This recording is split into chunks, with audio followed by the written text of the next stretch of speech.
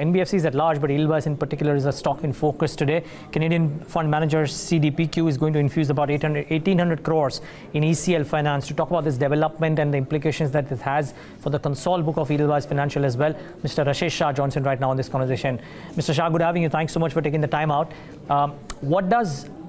Maybe this was the need of the hour as well. Can you tell us in your terms, what does this do for one, the subsidiary, and two, Edel console book as well? Because a lot of numbers floating around, how the impact on CAR would be, how it enables you to have additional capital borrowing abilities as well, what it does to the liabilities section for Edelweiss as well. Can you put out some numbers for us?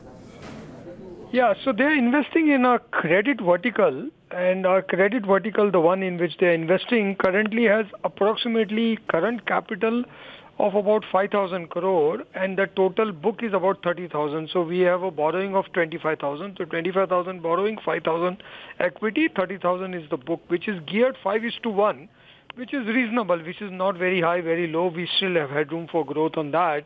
But this capital allows us to, pursue faster growth, because this gives us a lot of capital adequacy, and it also gives us enough capital for growth for the next 3 to 4 years. But also this gives us a lot of ammunition to look at inorganic opportunities, to look at, consolidation, because after what has happened in the industry in the last few months, we think there'll be some rapid consolidation and there'll be good opportunities. So this capital also gives us ammunition for that.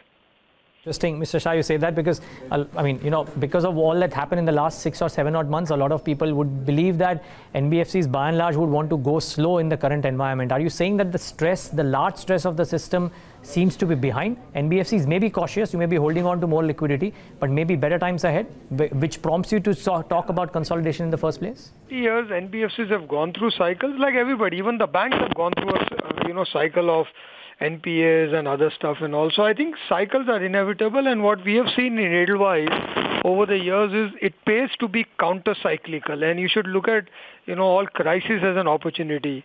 So this current crisis obviously will change the landscape of NBFC. In a way, it was a good thing. I think if you ask me, the stress test of the last 4 or 5 months for the industry has been a good real-time stress test, because it has, put focus back on liquidity, asset quality, all of that. So this was required. I think it's a good thing that happened, but it will change the landscape of the industry.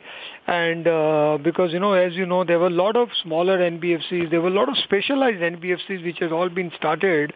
A lot of them may now not be able to scale up on their own because the world has changed, liquidity is expensive. Plus, increasingly, our view is that specialized NBFCs will always struggle for scale and stability, but if you are part of a larger diversified book, then it becomes easier, because ultimately credit verticals will go through their own ups and downs. But if you are a broad-based and diversified credit book, then it gives you a lot of counter-cyclical opportunities. So we are thinking in terms of counter-cyclical, and we do think NBFCs have a real role to play, and will continue to provide credit to various opportunities in India in the coming years. Something that you told us in an interaction we did with you about 4 or 5 months back as well. Yes. Just a couple of updates, Mr. Shah. One is what we learn that the flows as they come in from this deal, 150 million closure of the deal and 50 million apiece at the end of year 1 and year 2. How soon do you expect the deal to get consummated? I think we signed the agreement, so we'll go through normal, approvals and all that, because as you know, financial services, you go through the approval process. So usually about 4 to 5 weeks is the normal time it takes from signing the agreement to consummating the deal. We hope it will be something similar to that. $150 million, suffice to say, would come in the next 3 months?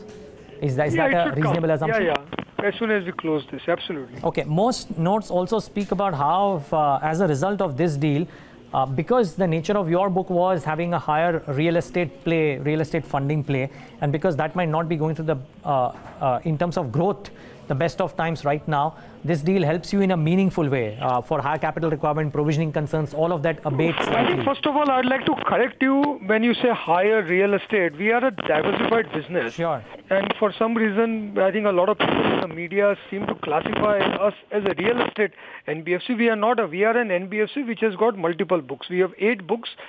Real estate is one of the 8 books that we have. We have a corporate loan book, we have an SME book, we have a home loan book, affordable housing book, we have an agri credit book, we have a ESOP funding, margin financing book. So as with anybody else, usually a diversified book will have multiple books. True. Currently, there is a lot of focus on real estate. It is part of our book.